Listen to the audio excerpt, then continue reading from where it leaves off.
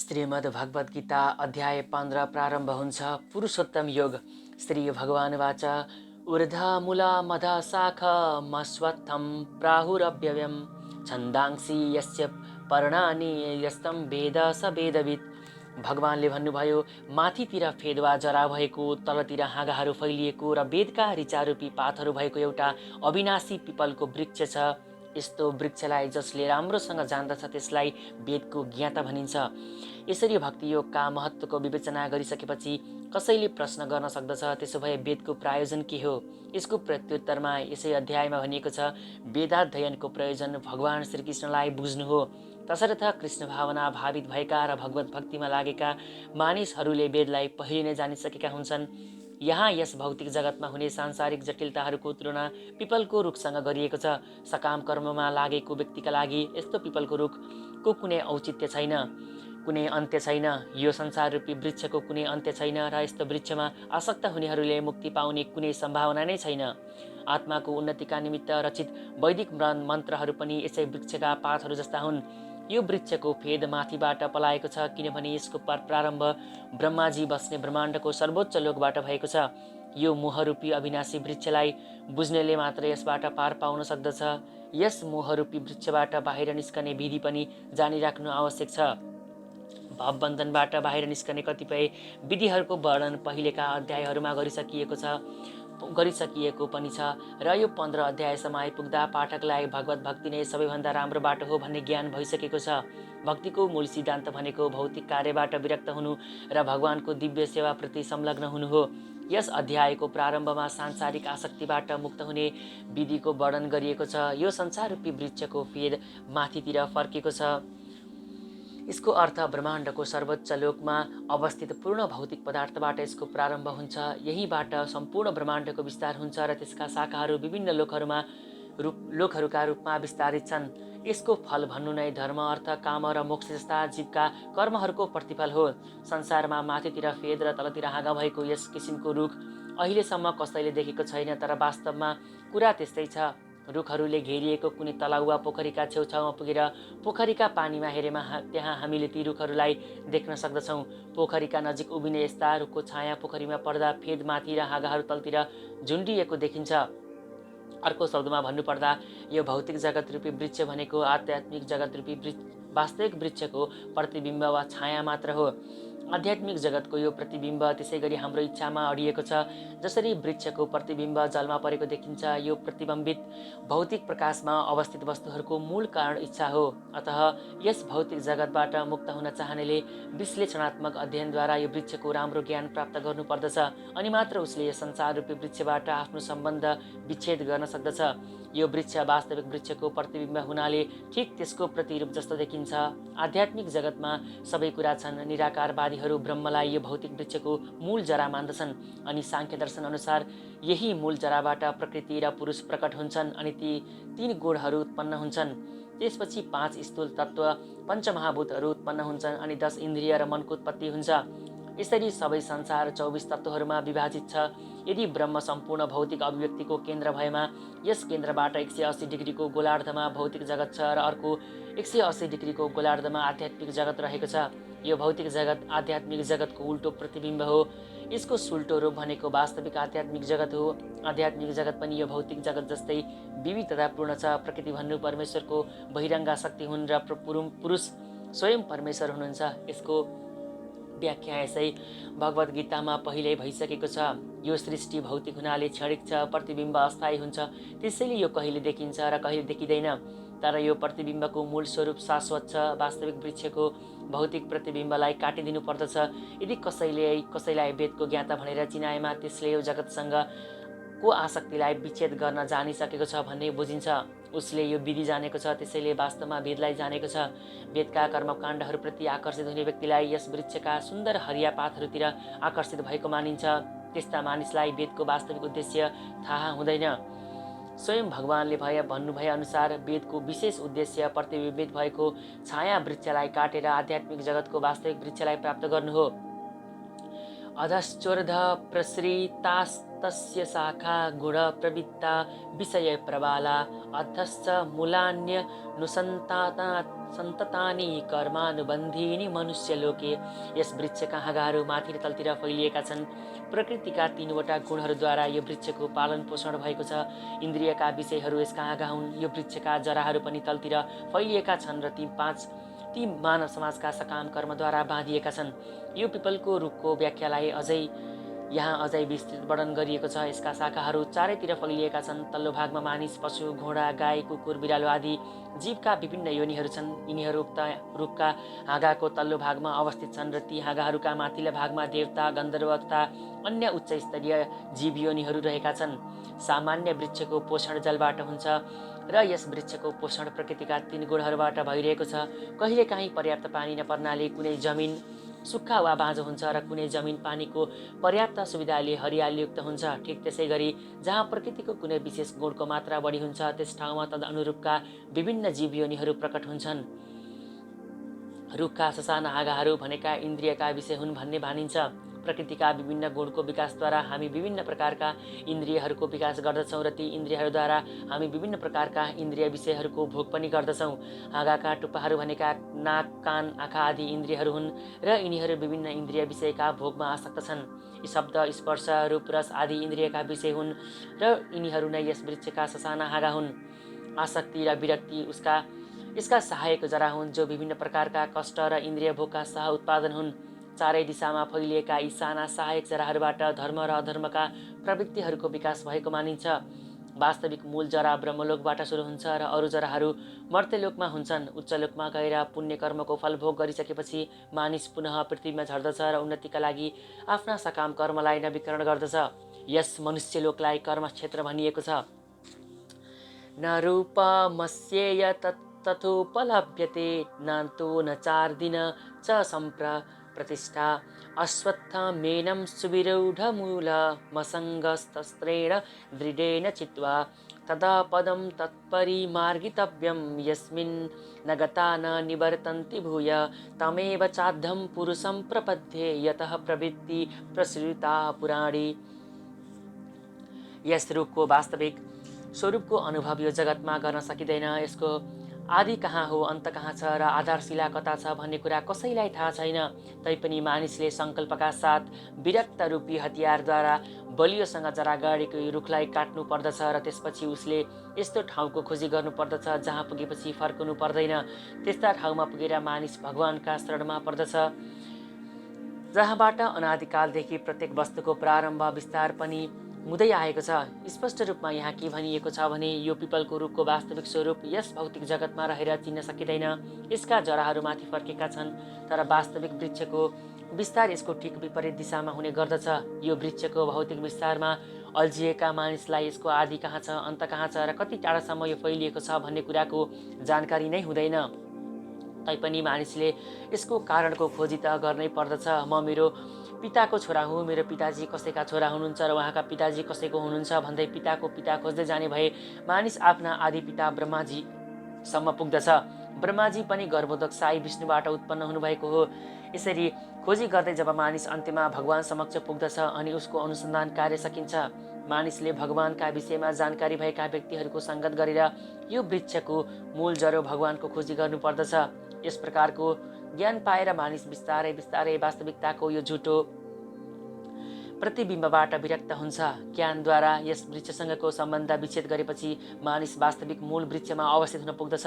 यस प्रसङ्गमा असङ्ग शब्द अत्यन्त महत्त्वपूर्ण छ किनभने मानिसमा विषय भोगको आसक्ति र भौतिक प्रकृतिमाथि प्रभुत्व जमाउने चाहना अत्यन्त प्रबल हुन्छ। तसर्थ प्रमाणिक शास्त्रमा आधारित आत्मज्ञानको विवेचनाद्वारा मानिसले वैराग्यको शिक्षा लिनुपर्दछ र वास्तविक ज्ञानी व्यक्तिबाट भगवान सम्बन्धी विषयको श्रवण पनि गर्नुपर्दछ। भक्तको सङ्गतमा रहेर यस्तै चर्चा परिचर्चा गर्दा गर्दै मानिसले भगवानलाई प्राप्त गर्दछ। यसका लागि सर्वप्रथम भगवानका शरणमा समर्पित हुनुपर्दछ। यहाँ त्यस परम पदको वर्णन गरिएको छ जहाँ पुगेपछि मानिसलाई यो झुटो छायारूपी संसार वृक्षमा कहिल्यै फर्केर आउनु पर्दैन। भगवान श्रीकृष्ण नै जगतको मूल जरा हुनुहुन्छ र उहाँबाट नै यहाँका यी प्रत्येक वस्तु उत्पन्न हुने गर्दछन्। उहाँको अनुग्रह प्राप्त गर्नका लागि केवल उहाँको शरणमा पर्नुपर्दछ र श्रवण कीर्तन आदिद्वारा भक्ति जागृत भएपछि यस किसिमको प्रतिफल प्राप्त हुन्छ। यो भौतिक जगतको विस्तारका कारण पनि उहाँ नै हुनुहुन्छ। यसको व्याख्या स्वयं भगवानले गरिसक्नु भएको छ। अहम सर्वस्य प्रभव अर्थात् म प्रत्येक वस्तुको मूल हुँ। अतः यो भौतिक जीवन रूपी प्रबल पिपल वृक्षको बन्धनबाट छुटकारा पाउन भगवान श्रीकृष्णको शरणमा जानुपर्दछ। भगवान श्रीकृष्णको शरणमा पर्नासाथ मानिस यो भौतिक प्रपञ्चबाट स्वतः विरक्त हुन्छ, मुक्त हुन्छ। निर्माण मोहाजित सङ्गदोषा अध्यात्म नित्या विनिवृत्त कामा द्वन्द्वैर्विमुक्ता सुख दुःख सँगै गर्छन्त्या मूढा पदमव्ययम् तथा। जो झुटो प्रतिष्ठा मोह एवं कुसङ्गतबाट मुक्त छन्, जसले भौतिक वासनालाई नाश गरेका छन्, जो सुख र दुःखको द्वन्द्वबाट मुक्त छन् र जो मोहरहित भएर परम पुरुषका शरणमा पर्न जानेका छन्, तिनीहरूले नै शाश्वत पद प्राप्त गर्न सक्दछन्। यहाँ शरणागतिको अत्यन्त सुन्दर तरिकाले वर्णन गरिएको छ। यसका लागि पहिलो योग्यता भनेको अहङ्कारबाट मोहित नहुनु हो, किनभने बद्ध जीव आफूलाई प्रकृतिको स्वामी ठानेर घमण्ड गरिरहेको हुन्छ। त्यसैले गर्दा उसलाई भगवानका शरणमा जान अत्यन्त कठिन हुन्छ। उसले वास्तविक ज्ञानको विकासद्वारा म प्रकृतिको स्वामी होइन भन्ने बुझ्नु पर्दछ र परमेश्वर नै प्रकृतिका मूल स्वामी हुनुहुन्छ भन्ने जान्नु पर्दछ। अहङ्कारद्वारा उत्पन्न मोहबाट मुक्त भएपछि नै शरणागतिको प्रक्रिया सुरु हुन्छ। यस संसारमा सधैँ सम्मानको आशा राख्ने व्यक्तिलाई पनि भगवानको शरणमा जान सम्भव हुँदैन। मोहले गर्दा अहङ्कार उत्पन्न हुन्छ। मानिस पृथ्वीमा आउँदछ, केही समय रहन्छ अनि बिदा हुन्छ।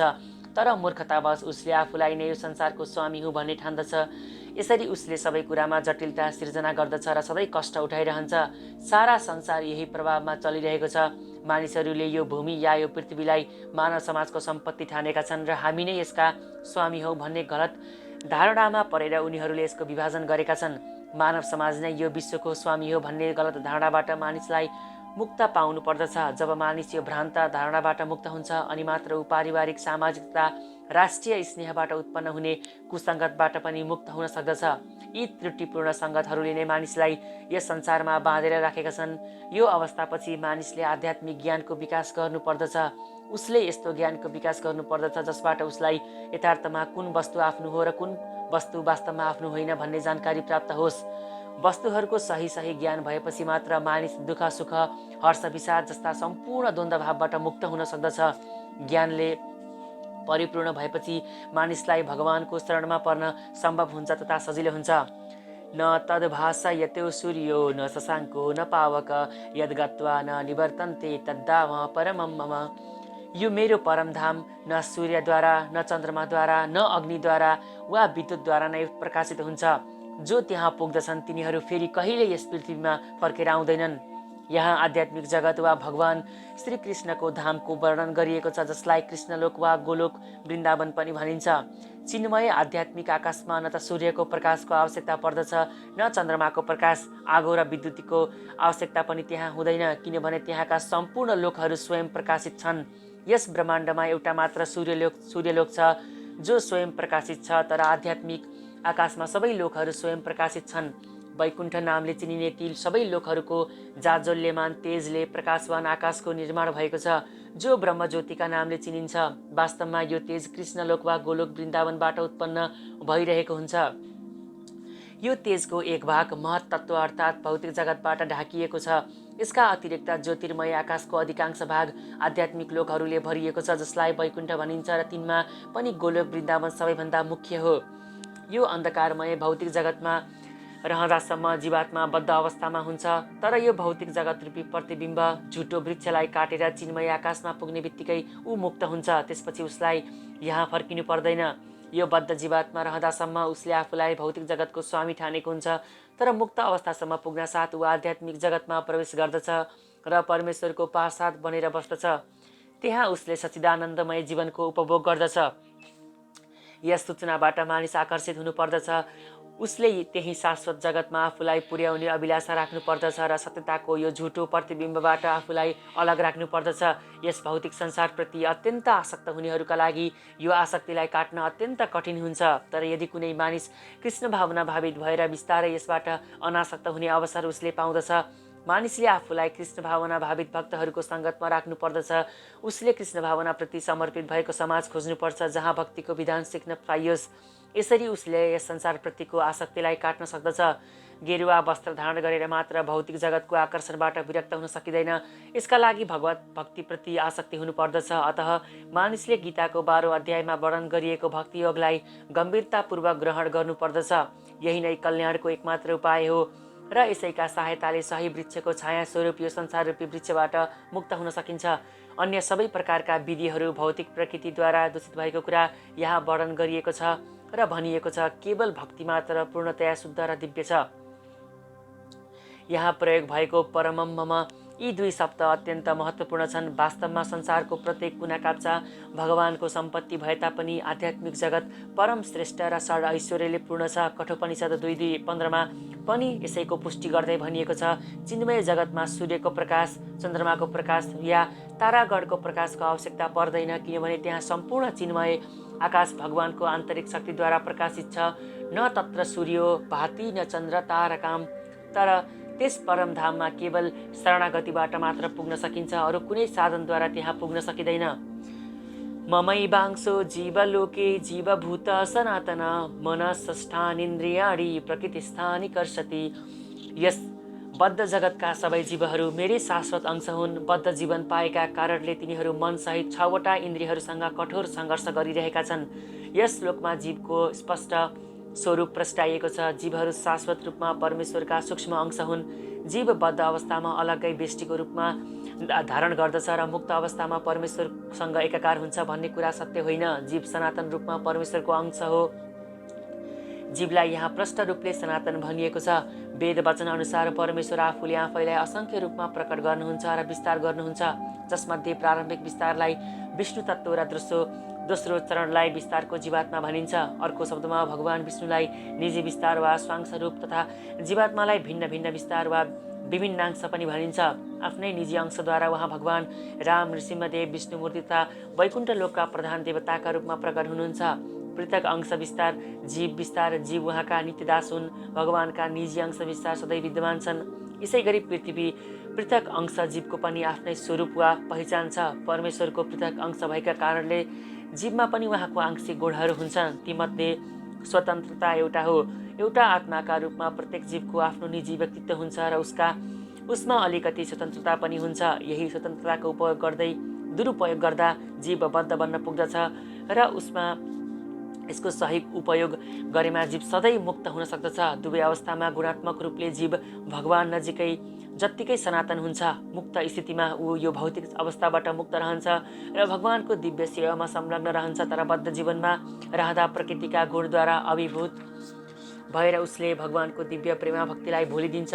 फलस्वरूप संसारमा आफ्नो अस्तित्व जोगाइराख्न पनि उसले कठोर सङ्घर्ष गर्नुपर्दछ। मानिस मात्र नभएर कुकुर, बिरालो लगायतका सम्पूर्ण जीवात्माहरू र ब्रह्मा, शिव तथा विष्णु जस्ता संसारका महत्तम नियन्त्रकहरू पनि भगवान परमेश्वरका अंश हुन्। यी सबै सनातन अभिव्यक्ति हुन्, क्षणिक होइनन्। कठोर सङ्घर्ष गर्ने अर्थमा प्रयोग भएको कर्षति शब्द यहाँ महत्त्वपूर्ण छ, किनभने बद्ध जीव फलामको साङ्लाले बाँधे जस्तो अवस्थामा छ। ऊ अहङ्कारमा बाँधिएको छ। उसलाई यो भवसागरमा ल्याउने प्रमुख कारण उसको मन हो। उसको मन जब सत्वगुणी हुन्छ उसका कर्महरू पनि असल हुन्छन्। जब रजोगुणमा उसको मन अल्झिन्छ उसका कर्महरू पनि कष्टकारक हुन्छन् र तमोगुणमा उसको मन झर्ना साथ उसले तुच्छ जीवयोनिमा भ्रमण गर्नुपर्ने हुन्छ। यस श्लोकमा स्पष्ट रूपले भनिएको छ, यो बद्ध जीव आफ्नो मन तथा इन्द्रिय सहित भौतिक शरीर रूपी आवरणमा अवतरित हुन्छ र मुक्त भएपछि उसको यो भौतिक आवरण पनि नष्ट हुन्छ। तर उसको आध्यात्मिक शरीर भने आफ्नै सामर्थ्यले व्यष्टि रूपमा स्वयं प्रकट हुन्छ। माध्यान्दिनायन श्रुतिमा भनिएको छ, सवा एष ब्रह्मनिष्ठ इदं शरीरं मर्त्यमति सृज ब्रह्माभि सम्पदा ब्रह्मणा पश्यति ब्रह्मणा स्त्रीणेति ब्रह्मण वैवेदं सर्वमनु भवति। अर्थात् जीवले आफ्नो भौतिक शरीर त्याग गरेर आध्यात्मिक जगतमा प्रवेश गरेपछि उसलाई पुनः आध्यात्मिक शरीर प्राप्त हुन्छ र त्यस शरीरमा रहेर उसले भगवानलाई प्रत्यक्ष देख्न सक्दछ। ऊ उहाँसँग कुराकानी गर्न सक्दछ, उहाँको वचन सुन्न सक्दछ र उहाँ जस्तो हुनुहुन्छ त्यही रूपमा चिन्न पनि सक्दछ। स्मृतिमा पनि यस्तै लेखिएको छ, वसन्ति यत्र पुरुषा सर्वै वैकुण्ठ मूर्तये, अर्थात् वैकुण्ठमा रहने जीवहरू सबै भगवानको जस्तो शरीरमा रहन्छन्। जहाँसम्म शारीरिक बनावटको सम्बन्ध छ त्यसमा भगवत अंशरूप जीवात्मा र विष्णुमूर्तिको विस्तारमा कुनै भिन्नता छैन। अर्को शब्दमा भगवानका कृपाले मुक्तिका अवस्थामा जीवले आध्यात्मिक शरीर प्राप्त गर्दछ। ममै वांशम अर्थात् मेरो अंश भन्ने शब्द यहाँ अत्यन्त सार्थक छ। भगवानको अंश भनेको कुनै भौतिक वस्तुको फुटेको टुक्रा जस्तो होइन। आत्मालाई टुक्र्याउन सकिँदैन भन्ने कुरा दोस्रो अध्यायमा पढिसकेका छौँ। यो अंश भौतिक रूपले अभिव्यक्त हुँदैन। आत्मा भौतिक वस्तु जस्तै टुक्र्याउन र जोड्न सकिने हुँदैन। यस्तो अवस्थामा यस्तो अवधारणा त्यहाँ लागू हुँदैन, किनभने संस्कृतको सनातन शब्दले खण्ड भन्ने जनाउँदैन। भगवानको प्रत्येक अंश सनातन हो। प्रत्येक जीवमा भगवानको सूक्ष्म अंश विद्यमान छ। दोस्रो अध्यायको प्रारम्भमा देहिनोस्मिन् यथा देहे भनिएको छ।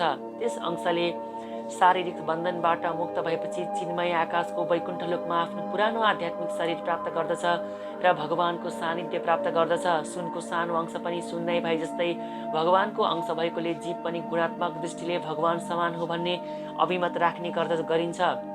शरीरम यदवाप्नोति यच्चाप्युत्क्रामतीश्वर गृहीत्वैतानि संयाति वायुगन्धा निवासयात्। हावाले सुगन्धलाई एक ठाउँबाट अर्को ठाउँमा पुर्याए जस्तै यस संसारमा जीवात्माले पनि आफ्नो शारीरिक बुद्धिको अवधारणालाई एक शरीरबाट अर्को शरीरमा पुर्याउँदछ। यसरी जीवले एउटा शरीर धारण गर्दछ अनि त्यसलाई त्यागेर फेरि अर्को शरीर धारण गर्दछ। यहाँ जीवलाई आफ्नो शरीरको नियन्त्रक ईश्वरका रूपमा वर्णन गरिएको छ। उसले चाहेमा आफ्नो वर्तमान शरीरलाई त्यागेर त्योभन्दा उच्चतर योनिमा पनि पुग्न सक्दछ र उसको चाहना अनुरूप निम्नतर योनिमा पनि जान सक्दछ। यस विषयमा उसलाई केही मात्रामा स्वतन्त्रता पनि छ। उसको शरीरमा जुन परिवर्तन हुन्छ त्यो पनि उस स्वयंमा निर्भर गर्दछ। मृत्युकालमा जस्तो भावना उसका मनमा उत्पन्न हुन्छ त्यही भावना अनुरूपको शरीर वा अवस्था उसले अर्को जन्ममा पाउँदछ। यदि मृत्युकालमा उसले आफ्नो भावना वा चेतनालाई कुकुर बिरालोको चेतना जस्तो बनाएमा उसले आगामी जन्ममा कुकुर बिरालोको शरीर प्राप्त गर्दछ। यदि उसले आफ्नो चेतना दैवी गुणमा स्थिर गरेमा उसलाई देवताको स्वरूप प्राप्त हुन्छ। त्यस समय यदि ऊ कृष्ण भावना भावित बन्न सकेमा उसले आध्यात्मिक जगतमा स्थित कृष्ण लोकमा पुगेर भगवान श्रीकृष्णको सानिध्य प्राप्त गर्दछ। यो भौतिक शरीर नाश भएपछि सबै कुरा नाश हुन्छ भन्ने दाबी झुटो हो। व्यष्टि आत्मा एउटा शरीरबाट अर्को शरीरमा देहान्तरण गर्दछ र वर्तमान शरीर तथा त्यसका कार्यकलापहरू नै आगामी शरीरका लागि आधार भूमि बन्दछन्। कर्म अनुसार मानिसले भिन्न भिन्न शरीर प्राप्त गर्दछ र समय पुगेपछि उसले त्यो शरीर त्याग गर्नुपर्दछ। यहाँ भनिएको छ आगामी शरीरको बीज वहन गरिएको सूक्ष्म शरीरले अर्को जन्ममा त्यसै अनुरूपको शरीर विकसित गर्दछ। एउटा शरीरबाट अर्को शरीरमा देहान्तर गर्ने प्रक्रिया र यही शरीरमा रहेर गर्नुपर्ने जीवन सङ्घर्षलाई कर्सती भनिन्छ। श्रोत्रम चक्षु स्पर्शन च रससं घ्राणमेव च अधिष्ठाय मनश्चाय विषयानुपसेवते। यसरी दोस्रो स्थूल शरीर धारण गरेर जीवले मनका वरिपरि रहेका विशेष प्रकारका कान, आँखा, जिब्रो, नाक तथा स्पर्श इन्द्रियहरू प्राप्त गर्दछ। यस प्रकार उसले विशेष किसिमका इन्द्रिय विषयहरूलाई भोग गर्दछ। अर्को शरीरमा भन्दा यदि जीवले आफ्नो चेतनालाई कुकुर र बिरालोको स्वभाव जस्तो बनाए अर्को जन्ममा उसले कुकुर बिरालोको शरीर पाउँदछ र त्यसैको भोग गर्दछ। चेतना मौलिक रूपमा पानी जस्तै सङ्लो वा शुद्ध हुन्छ, तर पानीमा विशेष रङ मिसाएपछि त्यसको रूप पनि त्यसै अनुरूप परिवर्तन हुन्छ। आत्मा शुद्ध भएकोले चेतना पनि शुद्ध छ, तर भौतिक गुणहरूको सङ्गतले गर्दा चेतनामा परिवर्तन हुन्छ। वास्तविक चेतना भनेको कृष्ण भावना अमृत हो। तसर्थ जब कोही कृष्ण भावनामा स्थिर हुन्छ उसको जीवन पवित्र हुन्छ। तर यदि उसको चेतना कुनै भौतिक प्रवृत्तिसँग गाँसिएको भए अर्को जीवनमा उसले त्यस्तै किसिमको शरीर प्राप्त गर्दछ। उसले फेरि पनि मानिसको शरीर पाउँदछ भन्ने केही निश्चित छैन। उसले कुकुर, बिरालो, सुँगुर, देवता वा 84 लाख योनिमध्ये कुनै एउटा योनि पाउन सक्दछ। उत्क्रामन्तं ईशितं वापि भुञ्जानं वा गुणात् मितं विमूढा पश्यन्ति ज्ञानचक्षुषः। मूर्खहरू जीवले कसरी आफ्नो शरीर त्याग्दछ भन्ने कुरा बुझ्दैनन्, न तिनीहरू प्रकृतिको गुणका अधीनमा रहेर कस्तो प्रकारको शरीर जीवले उपभोग गर्दैछ भन्ने नै बुझ्दछन्। तर ज्ञानको प्रशिक्षण पाएका आँखाले यी सम्पूर्ण कुराहरू देख्न सक्दछन्। ज्ञानचक्षुष भन्ने शब्द अत्यन्त महत्त्वपूर्ण छ। ज्ञान बिना कसैले पनि जीवले वर्तमान शरीर कसरी त्याग गर्दछ, अर्को जन्ममा उसले कस्तो शरीर प्राप्त गर्दछ र अहिले ऊ यस्तो शरीरमा किन बसिरहेको छ भन्ने कुरा जान्न सक्दैन। यसका लागि प्रशस्त मात्रामा ज्ञानको आवश्यकता पर्दछ र यस्तो ज्ञान प्रमाणिक गुरु तथा श्रीमद् भागवत गीता जस्ता साहित्यहरूबाट मात्र प्राप्त गर्न सकिन्छ। यस्ता कुराहरूको अनुभव गर्ने कार्यमा अभ्यासरत व्यक्ति भाग्यशाली हो। प्रत्येक जीवले विशेष परिस्थितिको अधीनमा रहेर शरीर त्याग गर्दछ। उसले विशेष परिस्थितिको अधीनमा रहेर जीवन निर्वाह गर्दछ र प्रकृतिका गुणको अधीनमा रही विशेष परिस्थितिको भोग गर्दछ। फलस्वरूप ऊ इन्द्रिय भोगको भ्रममा परेर विभिन्न प्रकारका सुख र दुःखबाट पीडित भइरहन्छ। यस्ता व्यक्तिहरू आफ्ना इच्छा र काम वासनाद्वारा सधैँ मूर्ख बनिरहन्छन् र शरीर परिवर्तन तथा विशेष शरीरमा रहेर आफ्नो अवस्थितिलाई बुझ्ने सम्पूर्ण शक्ति नष्ट गर्दछन्। तसर्थ तिनीहरूले यसलाई बुझ्न सक्दैनन्। आध्यात्मिक ज्ञानको विकास नगरेका व्यक्तिले मात्र आत्मा शरीरभन्दा भिन्न छ र आत्माले शरीर परिवर्तन गरिरहन्छ अनि विभिन्न किसिमले कर्मफल भोगिरहन्छ भन्ने देख्न सक्दछ। यस्तो ज्ञान हुने व्यक्तिले बद्धजीवहरू यस भौतिक संसारमा कसरी कष्ट भोगिरहेका छन् भन्ने अनुभव पनि गर्न सक्दछन्। त्यसैले कृष्ण भावनामा अघि बढिसकेका भक्तहरू यो ज्ञानलाई सर्वसाधारण जनमानसमा पुर्याउन प्रयत्नशील रहन्छन्, किनभने सर्वसाधारण मानिसहरूको बद्ध जीवन अत्यन्त कष्टमय हुन्छ।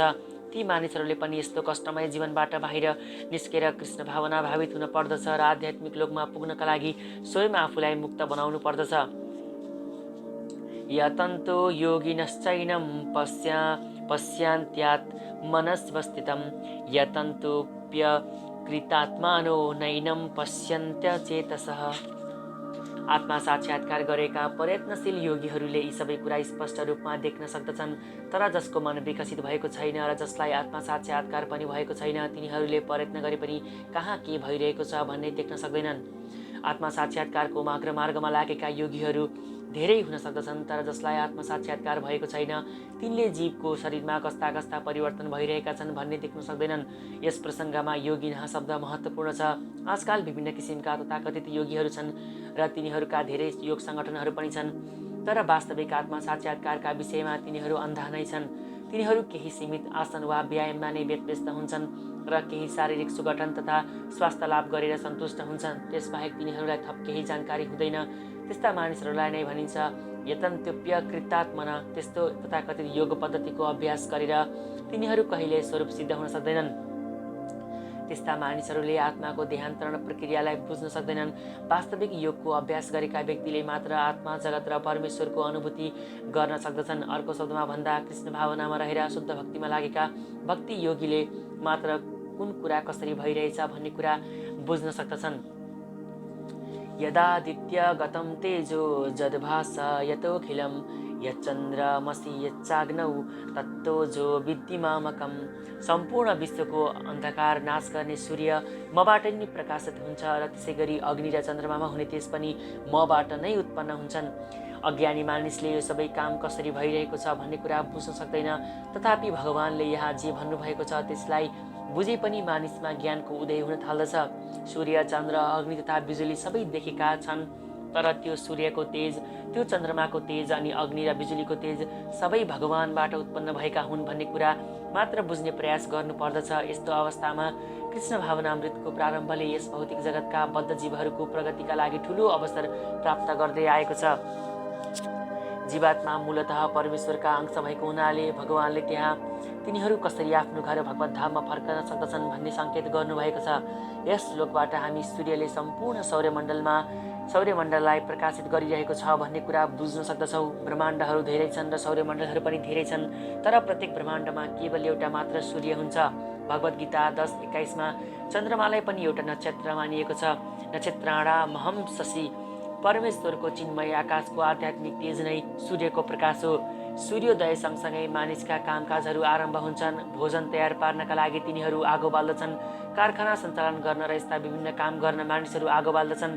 आगोको सहायताले धेरै कामहरू गरिन्छन्। तसर्थ सूर्योदय, अग्नि प्रज्वलनको तथा चन्द्रमाको प्रकाश जीवनका लागि आनन्ददायी हुन्छन्। यिनीहरूको सहयोग बिना जीवन बाँच्नै सक्दैन।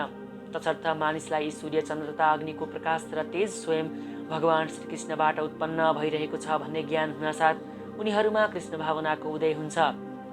चन्द्रमाको प्रकाशले सबै प्रकारका वनस्पतिहरू पोषित हुन्छन्। चन्द्रमाको आनन्ददायक प्रकाश पाउँदा मानिसले सजिलैसँग भगवान श्रीकृष्णको कृपा पाएको जीवन्त अनुभूति गर्दछन् र त्यसबाट आनन्दित हुन्छन्। उहाँको कृपा बिना सूर्य, चन्द्र र अग्निको अस्तित्व रहँदैन र यी सूर्य, चन्द्र र अग्नि नभए हाम्रो जीवन जीवित रहन सक्दैन। यी पनि बद्ध जीवमा कृष्ण भावना जगाउने केही विचारहरू हुन्।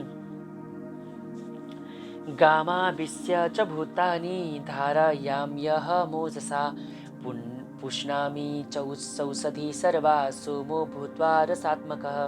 म प्रत्येक लोकमा प्रवेश गर्दछु र मेरो शक्तिले सबै लोकहरू आफ्नो कक्षमा स्थित छन्। म चन्द्रमा भएर सम्पूर्ण वनस्पतिलाई जीवन रस प्रदान गर्दछु।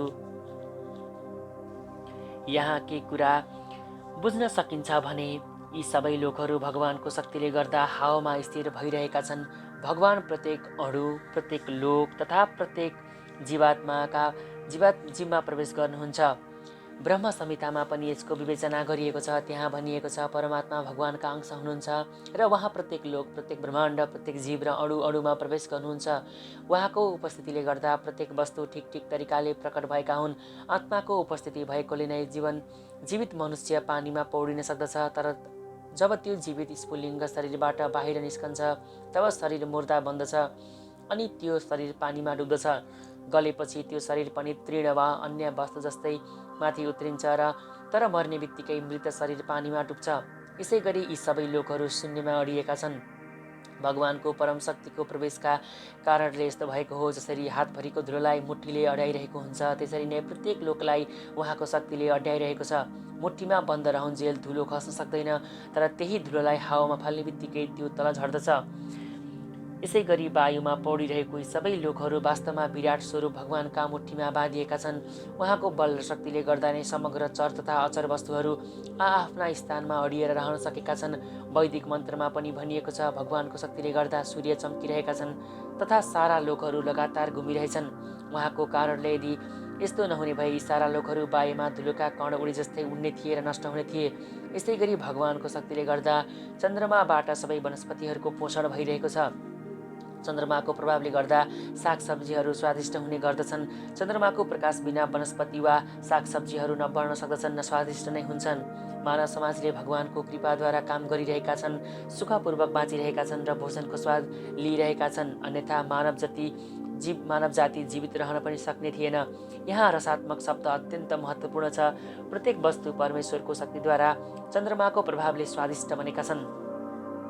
अहम वैश्वानरो भूत्वा प्राणिनां देहमाश्रिता प्राणापान समायुक्तः पञ्चाम्यनं चतुर्विधम्। म सबै जीवका शरीरमा रहने वैश्वानर वा पाचन अग्नि हुँ र मैले नै श्वास प्रश्वासयुक्त प्राणवायुमा मिलेर 4 प्रकारका खाद्यहरूलाई पचाउने काम गर्दछु। आयुर्वेद शास्त्र अनुसार आमाशय पेटमा पनि एक प्रकारको अग्नि हुन्छ र त्यसले खाइदिए सम्पूर्ण भोजन पचाउने काम गर्दछ। त्यो अग्नि प्रज्वलित भएको समय हामीलाई भोक लाग्दछ र त्यही अग्नि मन्द भएको समय भोक लाग्दैन। यसरी कहिलेकाहीँ अग्नि कम भएमा औषधि उपचारको पनि आवश्यकता पर्दछ। जे होस्, यो अग्निले भगवानको प्रतिनिधित्व गर्दछ। वैदिक साहित्य बृहदारण्यक उपनिषद 5:9-1 मा पनि अयमग्नि वैश्वानरो योऽयन्मतः पुरुषे येनेदन्मनं पच्यते। यस मन्त्रद्वारा परमेश्वर या ब्रह्म नै अग्निका रूपमा आमाशयभित्र रहेर सबै प्रकारका अन्न पचाउने गर्नुहुन्छ भन्ने कुराको पुष्टि गरिएको छ। यसरी सबै प्रकारका अन्नलाई पचाउने कार्यमा भगवानको भूमिका रहने हुँदा जीव खाने कुरामा स्वतन्त्र छैन। पाचन कार्यमा भगवानले सहायता नगरुन्जेल केही खान सक्दैन। भगवानले नै खाद्य अन्नको उत्पादन गर्नुहुन्छ र उहाँले नै उक्त खाद्यलाई पचाउने काम पनि गर्नुहुन्छ। उहाँका कृपाले हामी जीवनको आनन्द लिइरहेका छौँ। वेदान्त सूत्र 1:2:27 मा यसको पुष्टि गर्दै भनिएको छ शब्दादिभ्योऽन्त प्रतिष्ठानाञ्च, अर्थात् भगवान ध्वनि वा शब्दभित्र, शरीरभित्र, वायुभित्र तथा आमाशयमा पनि पाचन शक्तिका रूपमा उपस्थित हुनुहुन्छ। खाद्य 4 प्रकारका हुन्छन्, कुनै निल्ने, कुनै चबाउने, कुनै चाट्ने र कुनै चुस्ने। भगवान सबै प्रकारका खाद्यलाई पचाउने पाचन शक्ति हुनुहुन्छ। सर्वस्य चाहं हृदि सन्निविष्टो मत्तं स्मृति ज्ञानमपोहनं च वेदैश्व सर्वरमेह वेदवेद्यो वेदान्तकृत विदेव चाहम्। म प्रत्येक जीवका हृदयमा अवस्थित छु। मबाट नै स्मृति, ज्ञान र विस्मृतिहरू हुन्छन्। म नै वेदहरूद्वारा जान्न योग्य छु। निश्चय नै निश्चय नै म वेदान्तहरूको सङ्कलनकर्ता हुँ र म नै सबै वेदको ज्ञाता पनि हुँ। परमेश्वर परमात्माका रूपमा प्रत्येक जीवका हृदयमा निवास गर्नुहुन्छ र उहाँबाट सबै कर्महरू प्रारम्भ हुन्छन्। जीव आफ्ना पूर्वजन्मको सबै कुराहरू भुल्ने गर्दछ, तैपनि उसले प्रत्येक कार्यहरू परमेश्वरको निर्देशन अनुसार गर्नुपर्ने हुन्छ। परमेश्वर उसका सबै कार्यका साक्षी हुनुहुन्छ। जीव यस जन्ममा पनि आफ्ना विगतका कर्म अनुसार कार्य गर्न थाल्दछ। यसका लागि आवश्यक पर्ने ज्ञान र स्मृति उसलाई दिएको हुन्छ, तर आफ्ना पूर्व जीवनका कुराहरू उसले बिर्सिँदै जान्छ। भगवान सर्वव्यापी मात्र हुनुहुन्न, उहाँ प्रत्येकका हृदयमा निवास गर्नुहुने अन्तर्यामी पनि हुनुहुन्छ। उहाँले नै विभिन्न कर्मको फल प्रदान गर्नुहुन्छ। उहाँ निराकार ब्रह्म भगवान र अन्तर्यामी परमात्माका रूपमा मात्र होइन, वेदका अवतारका रूपमा पनि पूजनीय हुनुहुन्छ। वेदले मानिसहरू उचित ढङ्गले आफ्ना जीवन बिताउन सकुन् र अन्त्यमा भगवानको धाममा फर्किन सकुन् भनेर सही किसिमको बाटो देखाउने गर्दछन्। वेदहरूले भगवान श्रीकृष्णको बारेमा ज्ञान प्रदान गर्दछन्। श्रीकृष्ण आफै वेदव्यासको अवतार लिएर वेदान्तका सूत्रहरूको सङ्कलन पनि गर्नुहुन्छ। वेदान्त सूत्रकै भाष्यका रूपमा लेखिएको श्रीमद् भागवतम व्यासदेवले वेदान्त सूत्रको यथार्थ ज्ञान प्रस्तुत गर्नुभएको छ। भगवान स्वयं पूर्ण हुनुहुन्छ, त्यसैले उहाँ बद्ध जीवहरूको उद्धारका लागि अन्न प्रदान गर्नुहुन्छ, त्यसलाई पचाउनुहुन्छ, तिनीहरूका क्रियाकलापको साक्षी बनिदिनुहुन्छ र वेदका रूपमा तिनीहरूलाई ज्ञान पनि दिने गर्नुहुन्छ। साथै भगवान श्रीकृष्णका रूपमा भगवद् गीताका शिक्षक पनि हुनुहुन्छ। यस प्रकार उहाँ सर्वकल्याणकारी तथा सर्वदयामय ईश्वर हुनुहुन्छ। त्यसैले उहाँ बद्ध जीवहरूका लागि सधैँ पूजनीय हुनुहुन्छ। अन्तः प्रविष्ट शास्ता जनानाम, जीवले आफ्नो शरीर छोड्न साथ उक्त शरीरलाई बिर्सन्छ तापनि परमेश्वरद्वारा प्रेरित भएर पुनः पूर्ववत काम गर्न थाल्दछ। जीवले बिर्सिए पनि भगवानले उसलाई त्यस्तो बुद्धि दिनुहुन्छ जसद्वारा ऊ आफ्नो पूर्वजन्मको अधुरो कामलाई फेरि नवीकरण गर्न सुरु गर्दछ। यस प्रकार जीवले आफ्नो हृदयमा विराजमान रहने परमेश्वरका आदेशअनुसार यस जगतका सुख र दुःखको भोग गर्दछ। अझ त्यति मात्र नभएर उहाँबाट वेदको अध्ययन गर्ने र त्यसलाई बुझ्ने अवसर पनि प्राप्त गर्दछ। यदि कसैले साँच्चै नै वेदको ज्ञान प्राप्त गर्न चाहेमा भने त्यस कार्यका लागि आवश्यक हुने बुद्धि भगवान श्रीकृष्णले उसलाई प्रदान गर्नुहुन्छ। उहाँले वैदिक ज्ञान किन प्रदान गर्नुहुन्छ? किनभने जीवले भगवान श्रीकृष्णलाई बुझ्न अति आवश्यक छ। वैदिक साहित्यले यसको पुष्टि गरेको छ। यो सौ सर्ववेदै गृह्यते, अर्थात् चारै वेददेखि लिएर वेदान्त सूत्र तथा उपनिषद र पुराणहरू समेत समग्र वैदिक साहित्यमा परमेश्वरका महिमाको गान गरिएको छ। वैदिक अनुष्ठानद्वारा, वैदिक दर्शनको परिचर्चाद्वारा र उहाँका भक्तिमय सेवा पूजाद्वारा उहाँलाई प्राप्त गर्न सकिन्छ। अतः वेदको उद्देश्य भगवान श्रीकृष्णलाई बुझ्नु हो। वेदको निर्देशन अनुसार हामी श्रीकृष्णलाई चिन्न सक्दछौँ र श्रीकृष्णको अनुभूति गर्न सक्दछौँ। भगवान नै परम लक्ष्य हुनुहुन्छ। वेदान्त सूत्र 1:1:4ले पनि यसको पुष्टि गरेको छ। जस्तै तत्तु समन्वयवाद, अर्थात् मानिसले 3 अवस्थामा रहेर सिद्धि प्राप्त गर्दछ। वैदिक साहित्यको ज्ञानद्वारा मानिसले भगवानसँगको आफ्नो सम्बन्ध बुझ्दछ। विभिन्न विधि विधानहरू सम्पन्न गरेर उहाँ समक्ष पुग्न सक्दछ र अन्त्यमा भगवानलाई नै परम लक्ष्यका रूपमा प्राप्त गर्दछ। यस श्लोकमा वेदको प्रयोजन, वेदको ज्ञान र वेदको लक्ष्यलाई स्पष्ट रूपले परिभाषित गरिएको छ। द्वामीमौ पुरुषौ लोके क्षरश्चाक्षर एव च क्षरम सर्वाणि भूतानि कुटस्थोक्षर उच्यते। जीव 2 प्रकारका छन्, एक च्युत र अर्को अच्युत। भौतिक जगतमा प्रत्येक जीव च्युत हुन्छ र आध्यात्मिक जगतमा प्रत्येक जीव अच्युत अक्षर भनिन्छ। स्वयं भगवानले व्यासदेवको अवतार लिएर वेदान्त सूत्रको प्रतिपादन गर्नुभएको कुरा पहिले नै भनियो। अब यहाँ भगवानले संक्षेपमा वेदान्त सूत्रको विषयवस्तु प्रस्तुत गर्दै हुनुहुन्छ। उहाँका अनुसार अनन्त सङ्ख्यामा रहेका जीवहरूलाई च्युत, क्षर र अच्युत अक्षर गरी 2 वर्गमा विभाजन गरिएको छ। जीव भनेको भगवानका सनातन पृथकीकृत अंश हुन्। जब तिनीहरू भौतिक प्रकृतिका सम्पर्कमा आउँदछन् जीवभूत भनिन्छ। संस्कृत शब्द क्षर सर्वाणि भूतानिको अर्थ जीवात्मा च्युत क्षर हुन् भन्नु हो। भगवानसँग एक हुने जीवलाई अच्युत भनिएको छ। एक हुनुको अर्थ आफ्नो निजी सत्ता नै नरहनु होइन, बरु दुवैका बीचमा भिन्नता नहुनु मात्र हो। तिनीहरू सबै सृष्टिको प्रयोजनप्रति सहमत छन्। निश्चय नै आध्यात्मिक जगतमा सृजना भन्ने कुरा केही छैन तापनि वेदान्त सूत्रले भगवानलाई सबै उद्भवको स्रोत मानेको हुँदा यहाँ त्यही विचारधाराको व्याख्या गरिएको छ। भगवान श्रीकृष्णको भनाइअनुसार जीवका 2 श्रेणी छन्। यस कुरालाई वेदले पनि प्रमाणित गरेको छ। त्यसैले यसका बारेमा शङ्का गर्ने कुनै ठाउँ छैन। मन र 5 इन्द्रियहरूलाई लिएर यस संसारमा सङ्घर्ष गरिरहेका जीवहरू शरीरधारी छन्, तर शरीर परिवर्तनशील छ। जबसम्म जीवात्मा बद्ध अवस्थामा रहन्छ तबसम्म उसको शरीर पनि पदार्थको संसर्गबाट परिवर्तन भइरहन्छ। पदार्थ सधैँ परिवर्तनशील हुन्छ, त्यसैले जीव पनि परिवर्तनशील देखिन्छ। तर आध्यात्मिक जगतमा शरीरको निर्माण पदार्थबाट हुँदैन, त्यसैले उसमा परिवर्तन पनि हुँदैन। भौतिक जगतका जीवात्माहरू 6 प्रकारका परिवर्तनहरूबाट पार हुने गर्दछन्। ती हुन् जन्म, वृद्धि, स्थिति, प्रजनन, क्षय र विनाश। यी सबै भौतिक शरीरका परिवर्तन हुन्। तर आध्यात्मिक जगतमा शरीर अपरिवर्तन हुँदैन। त्यहाँ जन्म छैन, मृत्यु छैन र बुढ्यौली पनि छैन। त्यहाँ सबै एउटै अवस्थामा रहन्छन्। क्षर सर्वाणी भूतानि सृष्टिका प्रथम जीवात्मा ब्रह्मादेखि लिएर सानो कमिलासम्मका सबै जीवहरू भौतिक प्रकृतिका संसर्गमा आउँदछन् र यहाँ आएर तिनीहरूले आफ्नो शरीर परिवर्तन गर्दछन्। तसर्थ यी सबै क्षर अर्थात् च्युत हुन्। तर आध्यात्मिक जगतमा ती सधैँ एकत्व भावमा मुक्त रहन्छन्। उत्तमः पुरुषस्त्यवन्मये परमात्मेत्युदारित य लोकत्रयमाविश्य बिभर्त्यव्यय ईश्वरः। यी दुवैका अतिरिक्त एउटा सर्वश्रेष्ठ अविनाशी परम पुरुष परमात्मा हुनुहुन्छ, जो तिनै लोकमा प्रवेश गरी ती सबैलाई पालन गरिरहनुहुन्छ। यो श्लोकको भावार्थ कठोपनिषद 2:2-13 तथा श्वेताश्वतरोपनिषद 2:6-13मा अत्यन्त सुन्दर तरिकाले प्रस्ट्याइएको छ। त्यस अनुसार सृष्टिमा केही बद्ध र केही मुक्त अवस्थाका गरी असङ्ख्य जीवहरू छन् र ती सबैमा एउटै परम पुरुष परमात्मा हुनुहुन्छ। उपनिषदको यस्तो श्लोकांश छ, नित्यो नित्यानां चेतनस्व चेतनानां। तात्पर्य के हो भने बद्ध तथा मुक्त दुवै प्रकारका सबै जीवहरूमा एउटा परम पुरुष भगवान हुनुहुन्छ र उहाँले नै ती सबैको पालन गर्नुहुन्छ र तिनीहरूको विविध कर्मअनुसार भोग गर्ने सुविधा पनि प्रदान गर्नुहुन्छ। उनै भगवान परमात्माका रूपमा सबैका हृदयमा निवास गर्नुहुन्छ। उहाँलाई राम्रोसँग बुझेको बुद्धिमान व्यक्तिले मात्र जीवनमा पूर्ण शान्ति प्राप्त गर्दछ, अरूले पाउँदैन। यस्मात् क्षरमतितो क्षरादपि चोत्तम अतोऽस्मि लोके वेदे च प्रतित पुरुषोत्तमः। म सर्वश्रेष्ठ तथा दिव्य भएको हुनाले च्युत र अच्युत, क्षर र अक्षर दुवैभन्दा पर छु तथा यस संसारमा र वेदमा पनि परम पुरुषका रूपमा विख्यात छु। बद्ध जीव होस् वा मुक्तात्मा होस्, भगवान भन्दा ठुलो कोही हुनु नै सक्दैन। त्यसैले उहाँ पुरुषोत्तम हुनुहुन्छ। यहाँ जीव तथा भगवान पृथक व्यष्टि हुन् भन्ने स्पष्ट छ।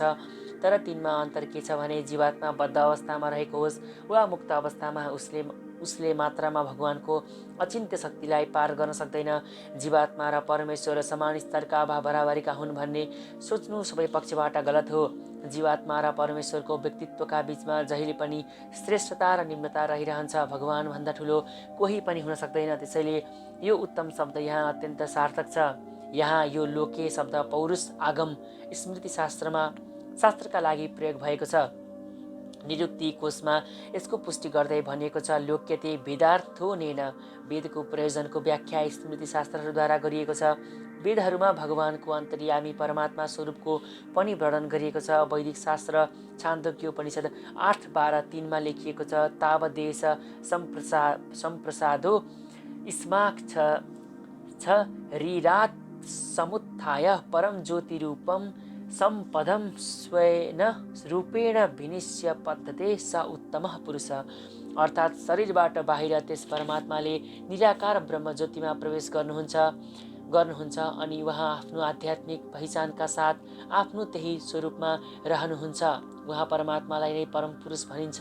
यसको अर्थ परम पुरुषले आफ्नो आध्यात्मिक तेजको प्रदर्शन गर्नुहुन्छ र प्रसारित हुनुहुन्छ। यही नै परम प्रकाश हो। परम पुरुषको पनि एउटा स्वरूप छ, त्यो अन्तर्यामी परमात्मा स्वरूप हो। सत्यवती र पराशरका पुत्रका रूपमा अवतार लिएर व्यासदेवका रूपमा उहाँले नै वैदिक ज्ञानको व्याख्या गर्नुहुन्छ। यो मामेवं सम्मूढो जानाति पुरुषोत्तम स सर्वविदं भजति मां सर्वभावेन भारत। जसले शङ्कारहित भएर मलाई नै पुरुषोत्तम भगवानको रूपमा जान्दछ, त्यसले सबै कुरा जानेको मानिन्छ। हे भारत, त्यस्तो व्यक्तिले आफूलाई सधैँ मेरो पूर्ण भक्तिमा संलग्न गराइराख्दछ। जीव तथा परम सत्य भगवानको स्वाभाविक स्थितिका विषयमा मानिसहरू विभिन्न दार्शनिक बहस गर्दछन्। तर यस श्लोकमा भगवान स्पष्ट व्याख्या गर्दै भन्नुहुन्छ, जसले भगवान श्रीकृष्णलाई परम पुरुषका रूपमा जान्दछ त्यही व्यक्ति नै वास्तवमा सबै कुराको ज्ञाता हो। अपूर्ण ज्ञानले परम सत्यका विषयमा केवल चिन्तन मात्रै गर्दछ र पूर्ण ज्ञान आफ्नो अमूल्य समयको अपव्यय नगरी सोझै कृष्ण भावनामा संलग्न हुन्छ र भगवानको भक्ति गर्न प्रारम्भ गर्दछ। भगवद् गीताका सम्पूर्ण श्लोकमा यही सत्यलाई जोड दिएको छ। तैपनि जीव र परमेश्वरलाई एउटै वा समान ठान्ने भगवद् गीताका धेरै कट्टर भाष्यकारहरू पनि छन्। मौखिक रूपमा सुनेर जानिने हुनाले वैदिक ज्ञानलाई श्रुति भनिन्छ। वास्तवमा वैदिक उपदेश भगवान श्रीकृष्ण तथा उहाँका प्रतिनिधि स्वरूप आधिकारिक भक्तबाट मात्र ग्रहण गर्नुपर्दछ। त्यहाँ भगवान श्रीकृष्णले प्रत्येक वस्तुको अन्तरलाई सुन्दर तरिकाले व्याख्या गर्नुभएको छ। त्यसैले मानिसले त्यही स्रोतबाट श्रवण गर्नुपर्दछ। सुँगुरले सुने जस्तै गरी सुनेर केही लाभ हुँदैन। मानिसले आधिकारिक व्यक्तिबाट सुनेर बुझ्नु पर्दछ। बौद्धिक चिन्तन गरेर मात्र पनि हुँदैन। मानिसले सम्पूर्ण जीवहरू सधैँ भगवानका अधीनमा छन् भन्ने कुरा विनम्र भावले भगवद् गीताबाट नै सुन्नु पर्दछ। जसले यो कुरा बुझ्दछ त्यसले नै भगवान श्रीकृष्णले भन्नुभए अनुसार वेदको प्रयोजनलाई जानेको मानिन्छ। यी बाहेक अरू कसैले पनि वेदको आशय बुझ्दैनन्। भजती शब्द पनि यहाँ अत्यन्त सार्थक छ। कतिपय ठाउँमा भजती शब्दको सम्बन्ध भगवानको सेवा गर्ने अर्थमा व्यक्त भएको छ। यदि कुनै व्यक्ति पूर्ण कृष्ण भावनामृतमा संलग्न छ वा भगवानको भक्तिमा तल्लिन्छ, उसले सारा वैदिक ज्ञानलाई बुझिसकेको छ भन्ने जान्नु पर्दछ। वैष्णव परम्परामा के भन्ने गरिन्छ, कृष्ण भक्तिमा लागेको भक्तले परम सत्यलाई बुझ्नु, अरू आध्यात्मिक विधि विधानको पालना गरिरहनु पर्ने कुनै आवश्यकता पर्दैन। भगवानको भक्ति सेवामा संलग्न भएको हुनाले पहिले नै आफ्नो लक्ष्यसम्म पुगिसकेको हुन्छ। ज्ञानका सबै प्रारम्भिक विधिहरूलाई उसले पार गरिसकेको हुन्छ। तर कसैले सयौं हजारौं जन्मसम्म चिन्तन गरिरहे पनि श्रीकृष्ण नै भगवान हुनुहुन्छ र उहाँको शरणमा पर्नु पर्दछ भन्ने लक्ष्य निर्धारण गर्न सक्दैन। फलस्वरूप उसका वर्षौंदेखिका वा धेरै जन्मका सम्पूर्ण चिन्तनहरू व्यर्थ प्रमाणित हुन्छन्।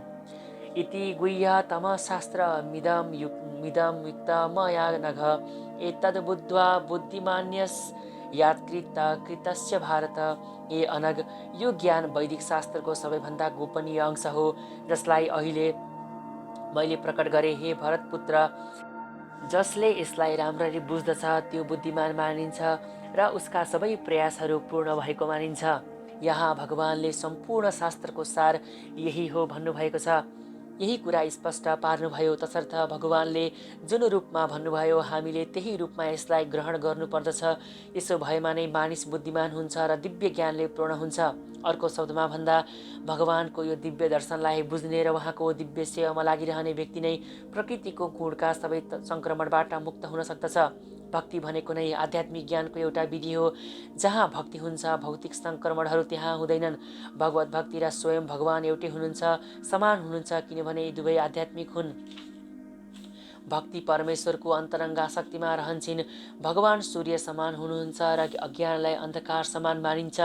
त्यसैले जहाँ सूर्यको उपस्थिति हुन्छ त्यहाँ अन्धकार हुने प्रश्न नै उठ्दैन। अतः जहाँ सुयोग्य गुरुका निर्देशनमा रहेर भक्तिको उपासना गरिन्छ त्यहाँ अज्ञान हुँदैन। प्रत्येक व्यक्तिले कृष्ण भावनामृतलाई ग्रहण गर्नुपर्दछ र शुद्ध एवं बुद्धिमान हुनका लागि भगवानको भक्ति गर्न पर्दछ।